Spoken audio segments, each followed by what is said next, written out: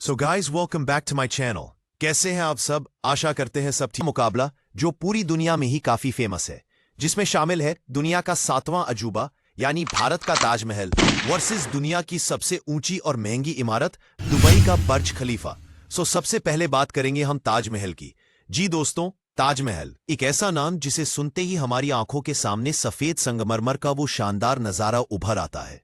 दुनिया की 7 अजूबों में शामिल यह इमारत सिर्फ एक मकबरा नहीं बल्कि अमर प्रेम की निशानी है।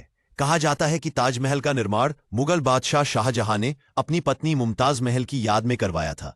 मुमताज का निधन 1631 में हुआ और शाहजहां ने उसी क्षण संकल्प लिया कि वो उनके लिए दुनिया का सबसे खूबसूरत मकबरा बनाएंगे।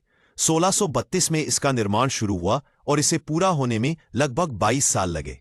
कहा जाता है कि ताजमहल को बनाने वाले मजदूरों के हाथ काट दिए गए थे ताकि कोई दूसरी इस तरह की इमारत ना बना सके। वैसे तो ताजमहल पूरी दुनिया में ही काफी फेमस है। ताजमहल की खूबसूरती समय के साथ बदलती है। सुबह यह हल्का गुलाबी दिखाई देता है, दोपहर में यह चमकदार सफेद और चांदनी रात में सुनहरी आभा लिए हुए। दुनिया के अलग अलग कोनों से लोग इसकी खूबसूरती को देखने आते हैं और ताजमहल उन्हें अपनी खूबसूरती का दीवाना बना लेता है। आपकी जानकारी के लिए बता दें कि ताजमहल को देखने के लिए प्रतिदिन 35,000 से लेकर 40,000 तक लोग आते हैं तथा ताजमहल की प्रतिदिन की कमाई लगभग 27 लाख रुपए है।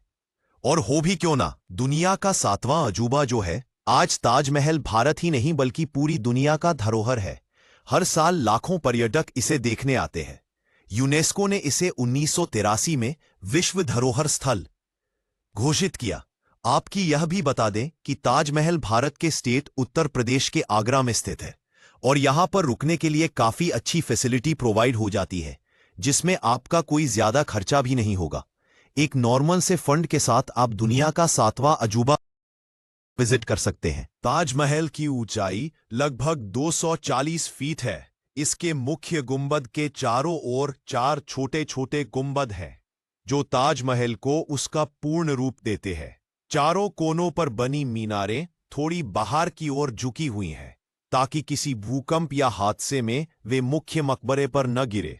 ताजमहल सिर्फ एक मकबरा नहीं बल्कि एक पूरा परिसर है। मुख्य दरवाजे से अंदर आते ही 4 बाग शैली का बगीचा दिखाई देता है। बीच से गुजरती नहर में ताजमहल की छवि पड़ती है जो इसकी सुंदरता को कई गुना बढ़ा देती है। पीछे यमुना जी बहती है जो इसे और भी भव्य बनाती है। ताजमहल के भीतर कई सारे कमरे बंद पड़े हैं जिसे खोलने पर भारत सरकार ने। सो फ्रेंड्स, ये तो थी ताजमहल के बारे में, जो कि काफी कम समय में बड़ी जानकारी देने की कोशिश मैंने की है। सो अब विस्तार से बात करेंगे दुबई की जान बुर्ज खलीफा के बारे में, तो बने रहिए हमारे साथ।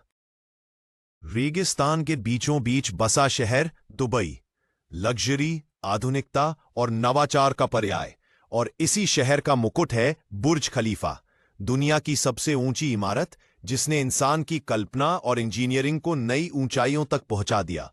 वैसे तो सभी जानते हैं कि दुबई काफी महंगी जगह है जहां पर कोई भी नॉर्मली विजिट नहीं कर सकता। सन 2004 में दुबई ने एक सपना देखा ऐसी इमारत बनाने का जो दुनिया में सबसे ऊंची हो।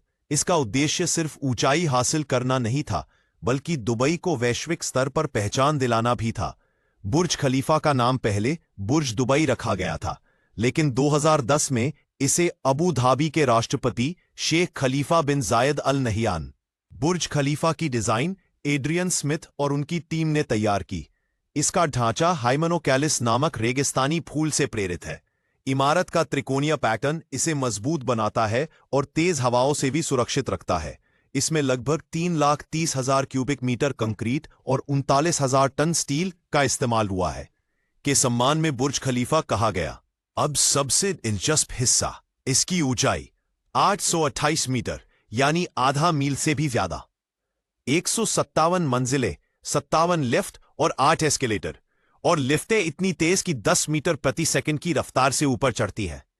124वीं और 148वीं मंजिल पर बने ऑब्जर्वेशन डेक से पूरा दुबई नजर आता है। दिन हो या रात, नजारा अविश्वसनीय होता है। और शाम को इसका एलईडी लाइट शो और म्यूजिकल फाउंटेन, वाह, सच में जादुई। इसकी सबसे खास बात तो यह है कि इतनी ऊंचाई पर पानी कैसे जाता होगा, कितना प्रेशर से पानी चढ़ता होगा। बुर्ज खलीफा ने दुबई को सिर्फ नक्शे पर नहीं बल्कि दुनिया के दिलों में जगह दिलाई। पर्यटन, बिजनेस और इन्वेस्टमेंट सब बढ़ा। आज करोड़ों लोग सिर्फ इसे देखने आते हैं। यह साबित करता है कि इंसान की कल्पना और तकनीक मिलकर कुछ भी कर सकती है। रेगिस्तान की रेत से लेकर आसमान तक का सफर, यही है बुर्ज खलीफा की कहानी। यहां के प्रतिदिन विजिटर्स की बात करें तो मात्र 5,000 लोग ही इसे देखने आते हैं। मतलब ताजमहल के प्रतिदिन विजिटर्स के 7 गुना से भी कम लोग। लेकिन बात अगर इसकी पर डे इनकम की करें तो बुर्ज खलीफा की प्रतिदिन आय कई स्रोतों से आती है, जिनमें मुख्य रूप से टिकट की बिक्री, किराए पर दिए गए अपार्टमेंट, हरमानी होटल और अन्य वाणिज्यिक स्थान शामिल हैं। एक अनुमान के अनुसार केवल टिकट बिक्री से ही यह प्रतिवर्ष लगभग $622 मिलियन, लगभग 51 अरब रुपए कमाता है, जिसका अर्थ है कि प्रतिदिन यह लगभग $1.7 मिलियन, लगभग 14 करोड़ रुपए कमाता है। मतलब ताजमहल के मुकाबले इसे विजिट करना काफी महंगा हो सकता है। बुर्ज खलीफा अपने अवलोकन डेक से टिकट बेचकर बड़ी आय अर्जित करता है। बुर्ज खलीफा में आवासीय और वाणिज्यिक अपार्टमेंट हैं जिन्हें किराए पर दिया जाता है, लेकिन ताजमहल में ऐसा कोई भी आवासीय या वाणिज्यिक अपार्टमेंट नहीं है। मतलब अगर देखा जाए तो बुर्ज खलीफा के कई सारे इनकम सोर्सेज हैं, लेकिन ताजमहल में सिर्फ टिकट के थ्रू ही 27 लाख की अर्निंग हो जाती है। कुल मिला के अगर आप ताजमहल विजिट करते हैं तो नॉर्मल से खर्चे से आप इसे विजिट कर सकते हैं, लेकिन वहीं यदि आप बुर्ज खलीफा के विजिट के बारे में सोच रहे हैं तो आपको एक अच्छे खासे फंड की जरूरत होगी। तो गाइस, ये थी हमारे छोटे से मुकाबले की कहानी। अब आपको कौन सी इमारत ज्यादा पसंद है और जिसे विजिट करने का प्लान बना रहे हैं या इन फ्यूचर जाना चाहते हैं, कमेंट करिए और ऐसे ही नई नई जगहों के बारे में जानने के लिए हमारे चैनल को सब्सक्राइब कीजिए और वीडियो अगर अच्छा लगा हो तो लाइक करना ना भूलें। अब हम मिलते हैं नेक्स्ट वीडियो में। तब तक के लिए बाय एंड टेक केयर।